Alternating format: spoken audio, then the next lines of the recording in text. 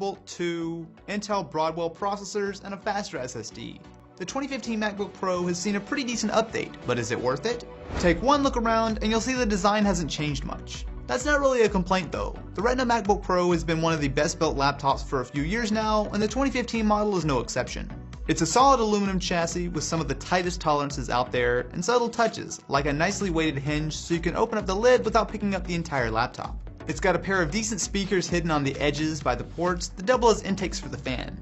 The MacBook vents above the keyboard, which can still breathe even with the lid closed. The keyboard is still about as good as it gets for a laptop.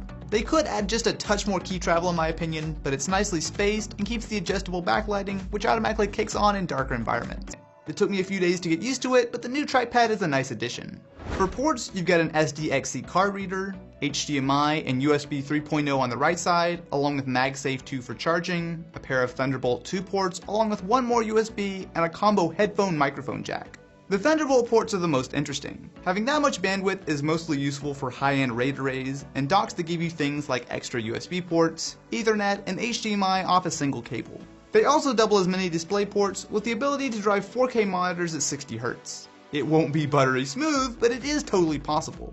Speaking of that screen, the MacBook Pro is sporting a 13.3-inch IPS display with a resolution of 2560 by 1600. While this has been passed by Windows laptops pushing resolutions up to 4K, in practice the MacBook is more than sharp enough. It's got solid viewing angles, a far cry from the MacBook Air, which washes out almost immediately. OS X scaling is quite a bit better than on Windows 2. It scales the resolution by double, giving you the same screen real estate as a 1280 by 800 display by default. You can adjust this up to 1680 by 1050, but for me the sweet spot was 1440 by 900, giving you a decent amount of resolution without making things too tiny. Something shared from the new MacBook is the Force Touch trackpad. It looks the same, however instead of being a normal click pad, there's a taptic engine which vibrates the trackpad when you click. It sounds bizarre, but it actually works. You can notice the lack of travel compared with a normal MacBook, but it does feel like you're clicking. Turn off the laptop and it's really trippy. It moves a tiny amount, but nowhere near as much as it feels like when it's actually on.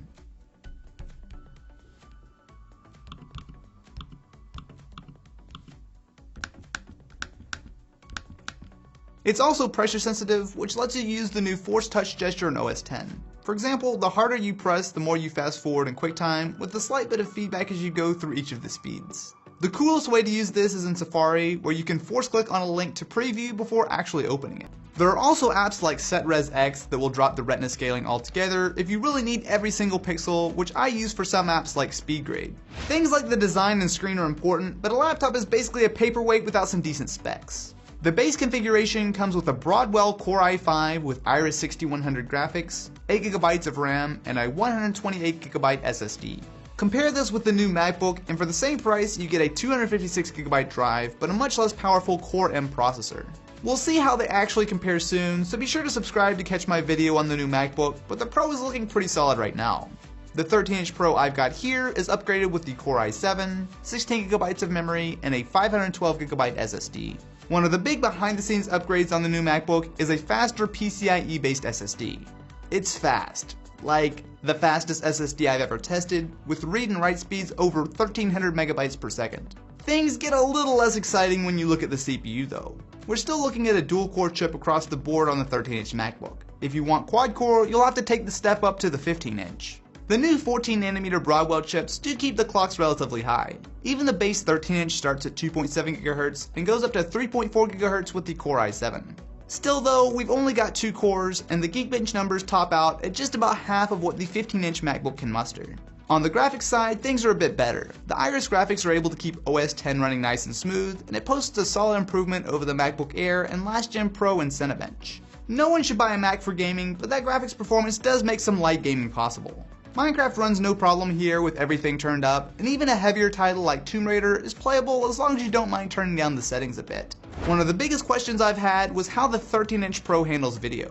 I've edited my last 3 videos with Adobe Premiere CC on the MacBook, and I've been pleasantly surprised. It's able to keep up with editing 1080p AVC HD clips just fine, only slowing down when I'm working with complicated effects. Where I really miss a quad-core CPU is when exporting, but for the actual edit, the 13-inch MacBook Pro is absolutely usable. Battery life isn't too bad either.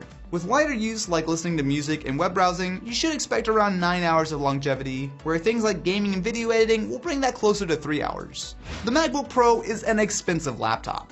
You do get a solid build, excellent screen, impressive new trackpad, and a blisteringly fast SSD.